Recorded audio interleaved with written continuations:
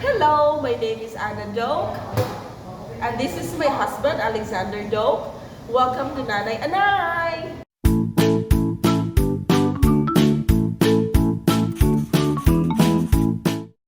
Today's video, we are going to answer some questions that we got from Facebook and YouTube. So yeah, let's go start. All right, the first question is, can you tell me what Nanay Anay means? I can guess. Nanay Anay is a play on words. It simply means mother. Nanay is a Visayan term for mother, and then Anay is, I believe, a term for a pig. Sow. A sow. Asawa. Is that right? Yes. Did I get it right? Yes. Well, first, when I put together the name of the channel, my first name is Ana, and I always get like some people would say, "Oh, you look like a pig. You have so many piglets," you know. So I was like, "Hey, maybe I should just do it Nanay Anay," you know. Yeah. So yeah. It's not an insult. It's a term of endearment, and I think it's a play on words. Nanay and I, right? Oh yes. As in, we're doing things with Nanay. Yeah, and my children also calls me Nanay. So our children calls us Nanay and Tatay. Yes, when we first started out, our youngest children started calling us just Mommy and Daddy, No, right? Mama and Papa. Mama and Papa? Yeah. And then we deliberately made the transition to Nanay and Tatay. Yeah, this is way back in the US. Yeah, it's still in the US, we made that transition. So Yeah. maybe soon, in the next few years, we'll go to Mother and Father. Mother? Father? Mother, Father. Okay, next question. Next question. Oh, I can't read that. It's in Visayan. Oh, you should read. Try read. Okay, it's makahappy magtanaw sa whole team.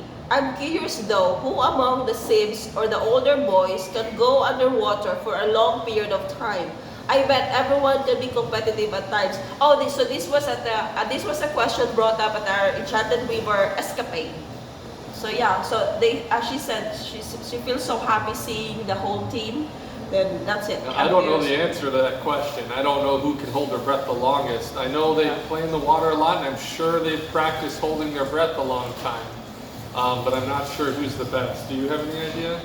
We should ask them. Maybe Alex. I'm curious now. I think it was Alex. I think they did that at Rock Island. Anyway, Yeah. next question. Next question. If your family could live anywhere, where would it be? Well, this is going to be a different answer for both of us, I'm sure. I have my eyes set on maybe one of two places. The Tibetan Plateau or the Sahara Desert. I like both of those because there's such a huge amount of potential and there's a lot of space to grow. So, people would say it's impossible to live there, you'll die. And I'm like, yeah, that's where I want to go, right? I like a challenge. For me, that would be the North Pole. North Pole, nice. I would love to experience, maybe not really live because I just want to experience, but I like the northern lights. I also like the summer where there's no nighttime. Basically, it's like daytime all day long, and I feel like that would, can you imagine, because I'm a nocturnal, but can you imagine if I'm a nocturnal and then there's like daylight outside? Oh, that would be perfect. Alaska too, you like? I love Alaska, The yeah. idea of moving to Alaska. Yeah, or northern Sweden. That's one thing I like. Yeah, I like the northern Sweden. Yeah, I grew up in Wisconsin and I spent 10 years working outside in the cold. So I've been trying to avoid that for the last 7 years. But really, I'm kind of, now that I don't have to work outside for profession, I wouldn't be so opposed to living in a cold climate because I could work from indoors. And we also, do cold plunge. the cold plunge kind of acclimates us. It's a Yeah. deliberate way to get yourself used to being exposed to the cold. Like the Wim Hof method and all that stuff is fun. Next. Next, This is simple, no? Napakay plano magdugang te. Murag kulang pa man tapos bubo pa kaayo ang video. Oh, I think this was the question for the guest name the drink challenge, so he's saying that the video is still too short, so we should probably add more children. So how many children do you want more? So, well, that would be up to God. We'll You take as many as we can get and then some. Once they start having grandchildren, well, all bets are off. We'll take them all. What happened? I don't know what happened. Techie here. Let's just zoom in. This is a really bad photo viewer here. Yeah. There we go. Next. This one There. here. Yeah, that one. As we all know, your surroundings influence children's behavior and attitudes. What role does the family play in the children's education and development? Well, it can play a very strong role, or it can play almost no role at all, depending on your culture and how often you engage with your children.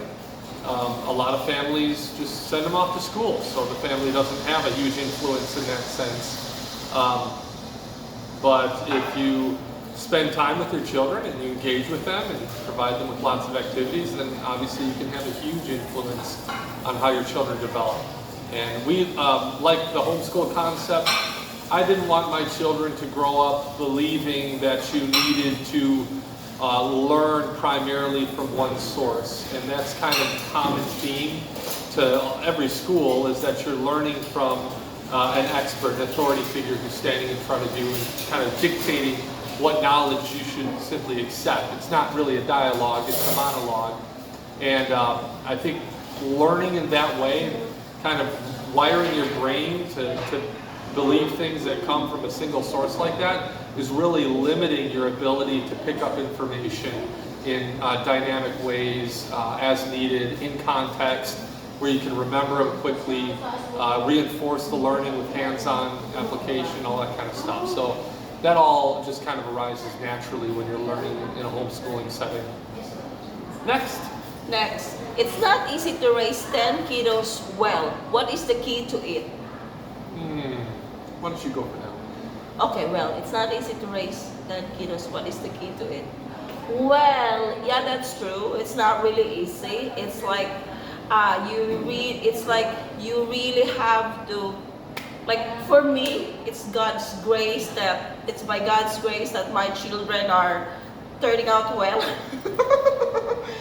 But what we do at home is like, we do have the children be involved in the whole family affair. Like I always tell, them that we are a team. How we should not be like fighting with one another, but let's be a team, and then Tata is the captain. I always tell that to them, and Tata is the captain. But what would be, I think that, like, just really like listen to them. It's hard for me, I admit, like that is so hard, to talk to them and I have to listen to what they're saying, because Nana is really that control freak, Nana. So, how about you? For me, I just try to listen. I try to empathize with what it is they're experiencing in any given moment. So I try to, say things. When they're very young, they can only say yes or no, and so I try to guess at what it is they're thinking and what they're going through, and let them say yes or no. And then problems kind of resolve on their own once they understand that somebody is on their side, so to speak, right? And so really you just need to listen to them, ask them the right questions, and work with them to come up with solutions that are mutually beneficial. Because I've found that they want the same thing we want, And when we have problems with them, it's almost always one of three things, maybe four things, but either A, they're tired. Okay, I get grumpy too when I'm tired and I'm past my bedtime and people are stressing me. Okay, B, They're hungry. You're hungry, right? You get grumpy when you're hungry. Your blood sugar levels are going different places and you get a little perturbed. Okay, that doesn't change when you're an adult. So I try to resolve that. They may be complaining about their brother or their sister or some toy. It's irrelevant. Really, they're hungry, or they're tired, or they need love. They feel unloved. They just need their emotional tank refilled. So you gotta hug them, and you gotta understand what they're going through and empathize with them. That's the third thing. And then the fourth thing is if they're injured, right? If they're sick or injured, or are uncomfortable for some reason, then that'll throw you off too, right? So I mean, these things are pretty basic. They're pretty like universal.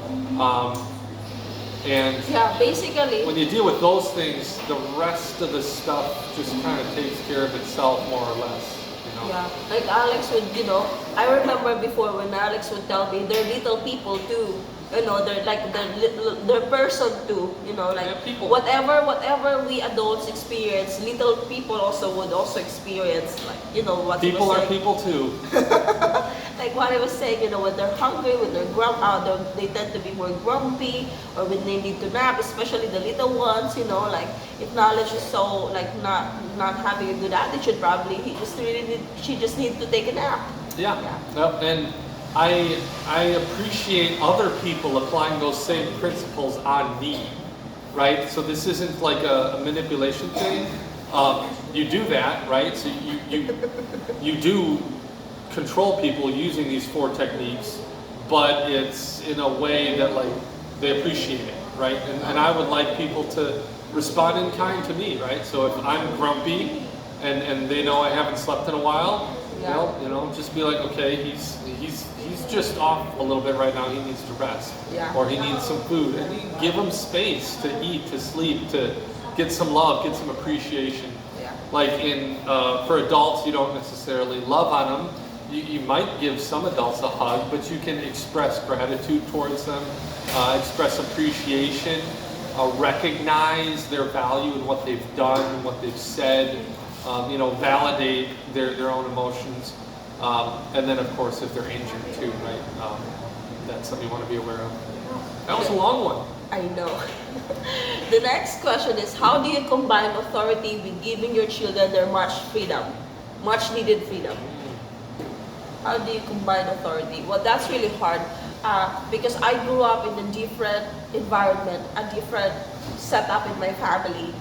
And so, I told Very myself, matriarchal? yeah, well, no, hold on. I grew up like, seeing that. I know, but I always wanted, I know there's something wrong and I didn't want that kind of family, so, but then, little did no matter how much I hated it, it's really still showing up in my character as a mother. Like I'm picking up those things that I've seen in my parents, and it's so my point there is like I have a different approach, but then I had a different approach, but now it's more on like, how do you say that one? I'm really having a hard time answering that question without, but how about you? Well, for me, I grew up without a father, so that's kind of like the typical authority figure. So I kind of think that I have a hard time placing authority in my life, right? So I don't respond well to people telling me I have to do things, right? And I don't, not in a, typically my response would just be to like kind of vacate the situation and get out of there, right? If somebody's trying to force me to do something, I'll just do it in the short term, but eventually I'll find a way out and get away from that kind of control. So, I think it's influenced how I interact with the world, and my perception on government and things like that. I really think it's helped me in a lot of regards in business. So I don't typically exert authority over other people.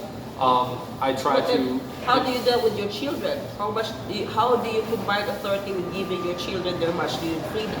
Well, the same there. I don't expect them just to obey me de facto. I do say that sometimes when I'm tired and I don't feel like having a conversation. I'll pull the "Tat I said so" card, but it's pretty rare. Most of the time, it's collaboration with them. Hey, we want to keep the house clean. Let's put together a strategy and a plan, and let's put together documentation that we can follow and we all agree is good and correct and it's the most efficient way to do things. That way we can get done with our chores quickly and get on to games or whatever other things we want to do. So yeah, I that's kind of how I work with authority in our families. I try to encourage the children to recognize the validity of my statements on their own merits. and in a larger context of what it is we're trying to do in our home, Yeah. and of how we perceive ourselves as children of God, and what our responsibilities are to each other, to God. So it's really a collaborative effort. But once they agree to something, then I hold them to their word, right? So I try to teach them that you need to keep your word. What you say must be true, and you can make it true by your actions, right? If you promise to do something in the Yeah. future. That's the thing with me when you promise something.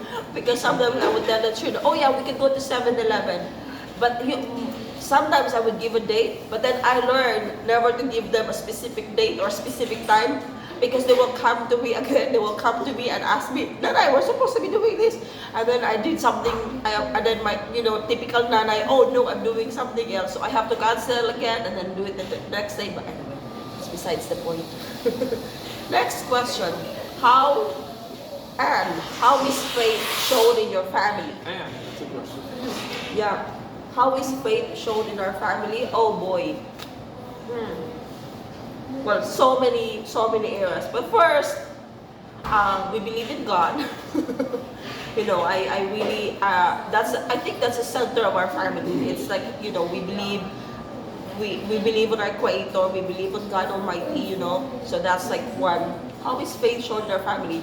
Usually, there are so many circumstances that our faith was tested, but I pray a lot. Is that, Over the years, there's certainly been some big events where you can point to, right? But underlying, it's kind of foundational in a lot of ways. I have daily, I guess they call them devotions. We read the Bible and sing songs. It's sing song time. So we do that almost on a daily basis. It takes us about a half hour to an hour. So there's those things. Yeah, there are so many instances, but And the people we fellowship with, right? That is also kind of shown, the moral standards we have for the people we know. Go ahead. yeah. Next, is it better for moms to stay at home with kids or go to work? Oh no. It's better for mothers to go to work with their kids. Yeah, sure. Well, yeah. You know what? I will. Okay, how about this? I can't answer for other moms though. But for me personally, I prefer to, to be with my children. To see them growing up, and so I really enjoy being at home and being okay. I just really okay. I remember this one instance in our life where I was watching a video of my babies when they were young, and then I started crying, and then I was crying because I was the one who took that video. It's not like somebody just like a babysitter took a video of the children and showed ati, or look at your baby, he's already walking. So at that time, when I saw that video, that really gave me comfort that my decision to be a full-time mom and full-time wife was so worth it.